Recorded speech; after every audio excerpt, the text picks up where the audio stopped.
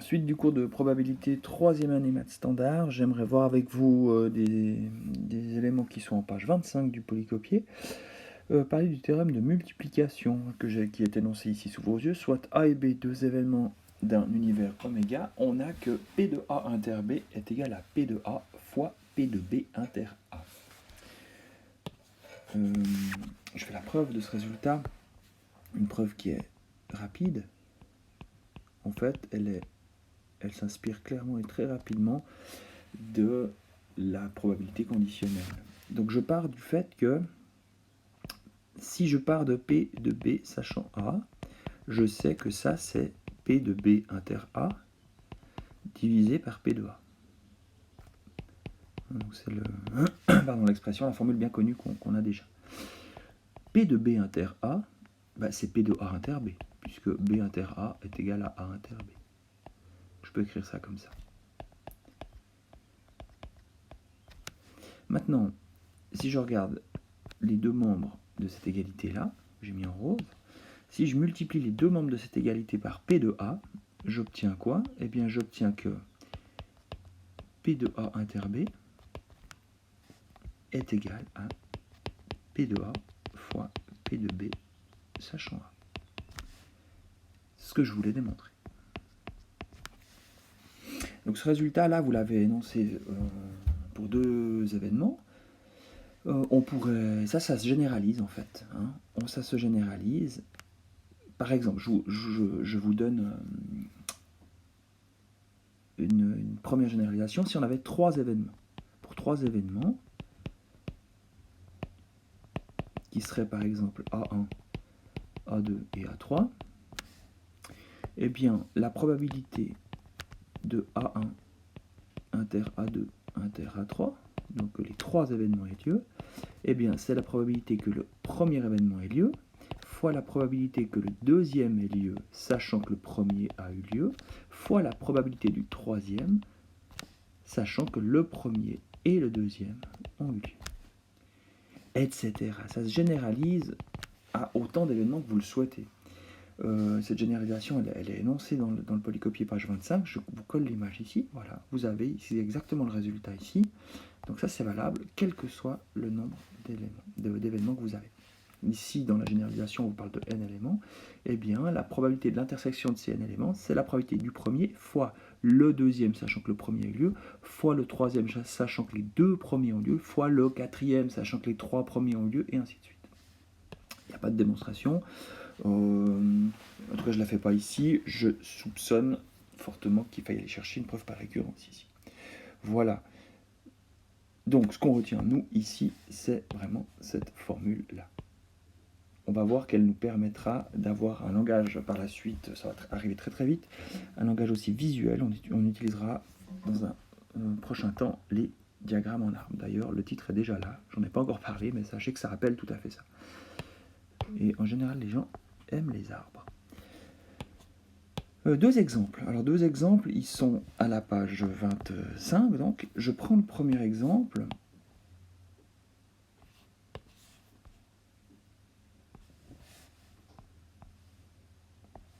Voilà.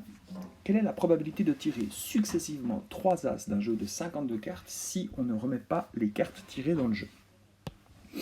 Alors, je vais donner des noms aux événements. Disons que A1, c'est le tirage d'un as.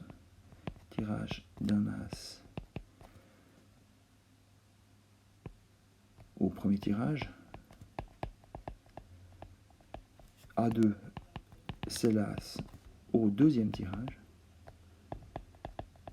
Et vous aurez compris que A3, c'est le tirage d'un as au troisième tirage. Qu'est-ce qu'on nous demande, nous? Eh bien, on nous demande de calculer la probabilité d'avoir un as au premier, et un as au deuxième, et un as au troisième. Voilà ce qu'on nous demande. Alors, si j'utilise le résultat dont je viens de parler ici, avec trois événements, en fait, très concrètement, je vais utiliser ça ici. Puisque j'ai trois événements successifs. Ici, bien, je vais dire que c'est la probabilité d'avoir A1 fois la probabilité d'avoir A2 sachant A1, explicitement probabilité d'avoir un As au premier tirage, fois la probabilité d'avoir un As au deuxième, sachant qu'on a eu un As au premier, fois la probabilité d'avoir un As au troisième tirage, sachant qu'on a eu un As au premier et un As au deuxième. Voilà, on y va. Quelle est la probabilité d'avoir un As au premier tirage? Eh bien, il y a 4 As, il y a 4 cas favorables sur 52 cas possibles. Quelle est la probabilité d'avoir un As au deuxième, sachant qu'on a eu un As au premier? L'univers a changé. L'univers a changé, on n'a plus que 51 cartes, d'accord? Et il n'y a plus que 3 As dans le jeu. Donc il y a 3 cas favorables pour 3 cas possibles, 51 cas possibles. Pardon. Quelle est la probabilité d'avoir un As au troisième, sachant qu'on a déjà tiré 2 As dans le jeu? Il ne reste plus que 50 cartes dans le jeu, et il n'y a plus que 2 cas favorables. Donc la probabilité, elle est donc, vous pouvez faire des simplifications, hein. 1 13e fois 1 17e fois 1 25e, vous allez tomber sur un 5525e, ce qui en pourcent vous donne 0,018%. Voilà pour le premier exemple. Exemple B.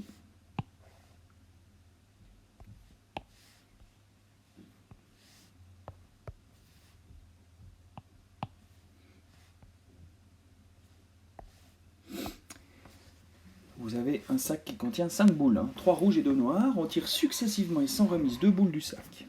Quelle est la probabilité des événements qu'on a ici, A et B?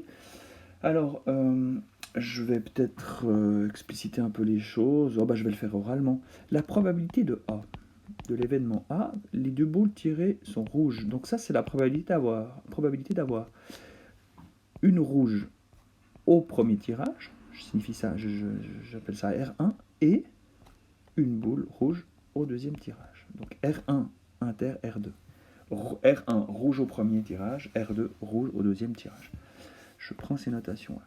Ça, j'utilise la formule, donc mon théorème de multiplication, P de A inter B, c'est P de A fois P de B sachant A. Donc ici, c'est probabilité d'avoir une rouge au premier tirage fois la probabilité d'avoir une rouge au deuxième, sachant qu'on a une rouge au premier. Alors, on y va. Bon, quelle est la probabilité d'avoir une rouge au premier tirage? On a 5 boules dans le jeu, donc, dont 3 sont rouges. Donc il y a 3 chances sur 5 d'avoir une boule rouge au premier tirage. Quelle est la probabilité d'avoir une rouge au deuxième, sachant qu'on a déjà tiré une rouge au premier? Eh bien, on n'a plus que 4 boules dans le sac. Et puis, comme on a déjà tiré une rouge, il n'en reste plus que 2. Ça nous fait une probabilité de 3 dixièmes. La probabilité de l'événement B, c'est la probabilité d'avoir une rouge et l'autre noire. Donc si on analyse un petit peu la situation, c'est la probabilité d'avoir une rouge au premier et une noire au deuxième, ou la probabilité une noire au premier et dans ce cas une rouge au deuxième. Alors, les deux événements sont incompatibles, leur intersection est nulle, ça veut dire que la probabilité de la réunion, c'est la somme des probabilités. Donc ça, c'est la probabilité d'avoir R1 inter N2 plus la probabilité d'avoir N1 inter R2. À savoir une probabilité d'avoir rouge au premier et une noire au deuxième, plus la probabilité d'avoir une noire au premier et une rouge au deuxième.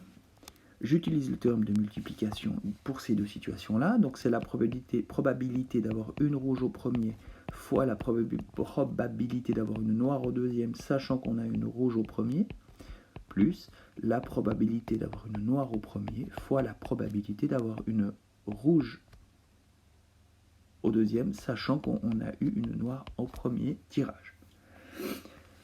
Voilà, ces probabilités, on y va. La probabilité d'avoir une rouge au premier, c'est 3 rouges parmi 5 boules, 3 sur 5, d'accord.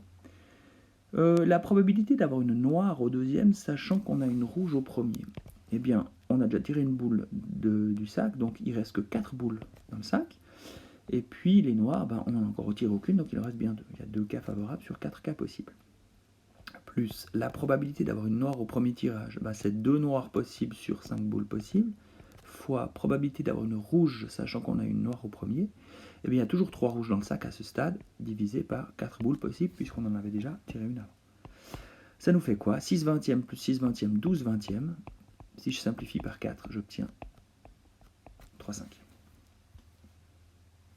Voilà pour les deux exemples de la page 25.